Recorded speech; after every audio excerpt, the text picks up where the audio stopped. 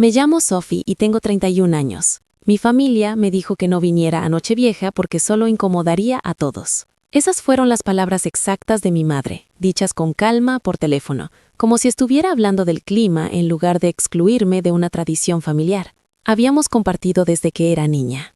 No discutí, no supliqué, solo dije que estaba bien y colgué. Luego me senté en el borde de mi cama en mi apartamento, mirando la pared mientras la ciudad afuera se preparaba para celebrar sin mí. Así que lo pasé sola en mi apartamento. Las luces apagadas, la televisión en silencio, viendo fuegos artificiales por la ventana como si pertenecieran a otro mundo. Me dije a mí misma que estaba bien con eso.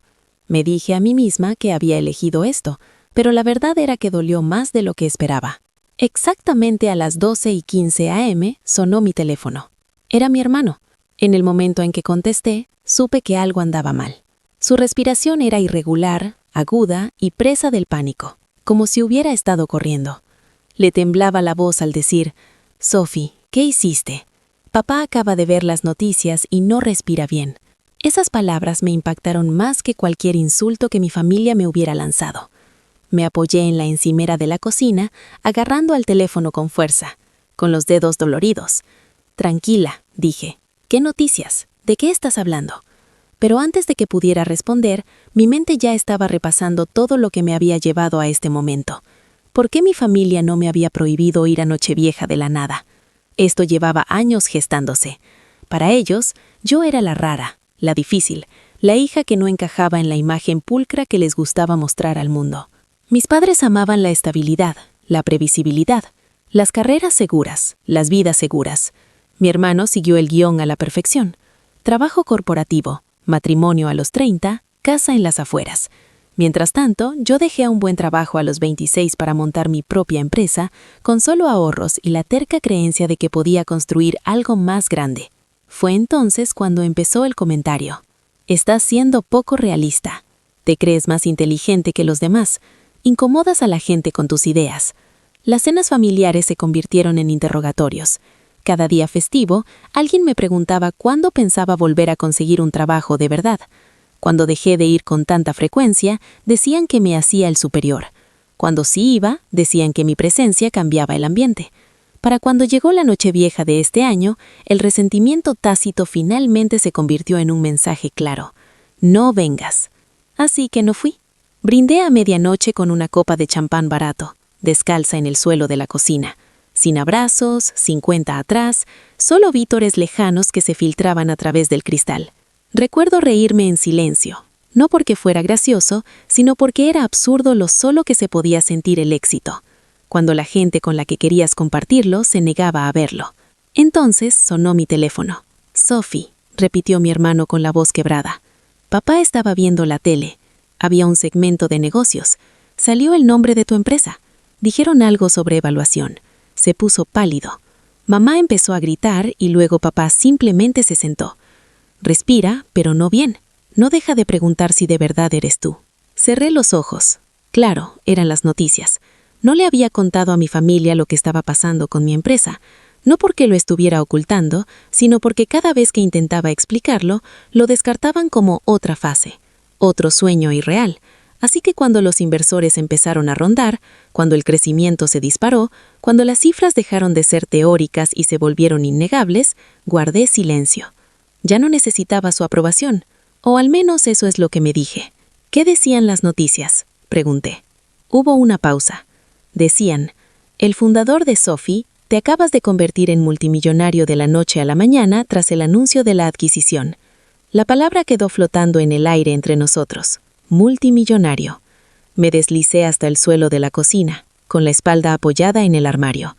No porque estuviera sorprendida, ya había sido un día surrealista, sino por el momento, porque mientras mi familia brindaba sin mí, celebrando un año nuevo al que no me habían invitado, el mundo acababa de anunciar algo que los obligaría a verme de otra manera, quisieran o no.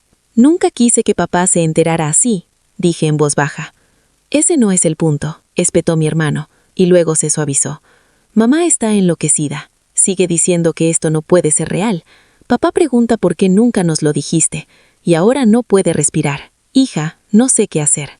Me levanté de repente y se tranquilicé. «Llama a una ambulancia», Ahora, no discutas, hazlo. Mientras colgaba, miré alrededor de mi apartamento, el mismo lugar que mi familia imaginaba como prueba de que había fracasado, de que estaba luchando, de que de alguna manera estaba atrasada en la vida. No vieron las noches insomníacas, los riesgos, los sacrificios. No vieron la versión de mí que seguía adelante aun cuando nadie aplaudía. Cogí mi abrigo, mis llaves y mi teléfono.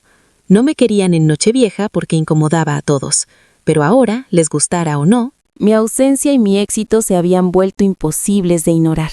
Y al salir al frío aire de la noche, rumbo a la familia que me había rechazado, supe que esto era solo el comienzo de lo que estaban a punto de aprender. Para cuando llegué a casa de mis padres, la calle estaba llena de luces intermitentes, rojas y azules bañando paredes familiares como una advertencia. Una ambulancia estaba en la entrada, con las puertas traseras abiertas, y la voz de mi madre cortó el aire frío antes incluso de que saliera del coche. Estaba llorando, medio sollozando, medio discutiendo con un paramédico, repitiendo mi nombre como si fuera a la vez una pregunta y una acusación. Dentro, mi padre estaba sentado en el sofá con una máscara de oxígeno pegada a la cara, el pecho subiendo de forma irregular, los ojos abiertos y desenfocados. Cuando me vio, intentó incorporarse. El pánico volvió a estallar y uno de los paramédicos lo empujó suavemente hacia abajo, diciéndole que respirara despacio. Mi hermano estaba de pie a un lado, pálido y conmocionado, y por un breve instante nadie habló, como si mi sola presencia hubiera absorbido el aire de la habitación. Papá no me apartó la mirada. Incluso con la mascarilla puesta, su voz sonó áspera cuando logró hablar. ¿Es cierto?, preguntó. ¿Lo que vi en las noticias? Sophie, ¿de verdad eres tú? La habitación se sentía demasiado pequeña. Los años de silencio y juicio apretaban desde cada rincón. Asentí una vez. Sí, dije, es cierto. El llanto de mi madre cesó de golpe, reemplazado por una profunda inhalación. «Multimillonario», susurró, como si la palabra pudiera romper algo si se decía demasiado alto. No le corregí, ¿verdad? No lo disimulé. De la noche a la mañana, dije porque eso decía el titular, aunque todos sabíamos que era el resultado de años. Nadie en esa habitación se había molestado en preguntar. Los paramédicos intercambiaron una mirada, aliviados de que la respiración de mi padre comenzara a estabilizarse. Dijeron que había sido un ataque de pánico provocado por el shock y que estaría bien, pero que necesitaba descansar. Cuando se fueron, la casa se sumió en un silencio incómodo. Mi madre me hizo señas para que me sentara, pero se detuvo, como si dudara de si podía seguir haciendo ese gesto. Papá se quitó la mascarilla. Su voz era más tranquila, pero pesada. «¿Por qué no nos lo dijiste?», preguntó. Ni enfadado, ni confundido, ni dolido. Sentí que algo se me tensaba por dentro. Lo intenté, dije, durante años. Cada vez que hablaba de mi trabajo me decías que no era real, que incomodaba a la gente, que me estaba avergonzando. Mi hermano bajó la mirada al suelo. Mi mamá le abrió la boca y la volvió a cerrar. Papá tragó saliva. «Estábamos preocupados por ti», dijo. Solté una risa breve y sin humor. «Me prohibiste la Nochevieja», respondí. «Me dijiste que no viniera porque incomodaría a todos. La pasé sola en mi apartamento, y exactamente a las 00:15 mi hermano llamó porque viste las noticias y no podías respirar». Las palabras quedaron ahí, innegables. Mi madre se hundió en una silla cubriéndose la cara. «No lo sabíamos», dijo.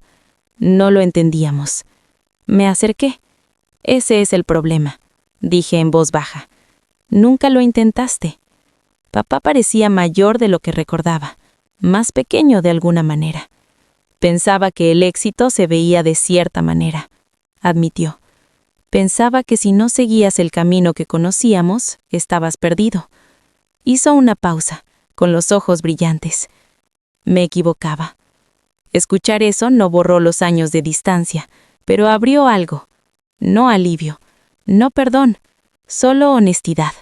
Finalmente hicieron preguntas Preguntas reales sobre la empresa, sobre cómo empezó, sobre lo cerca que estuve del fracaso.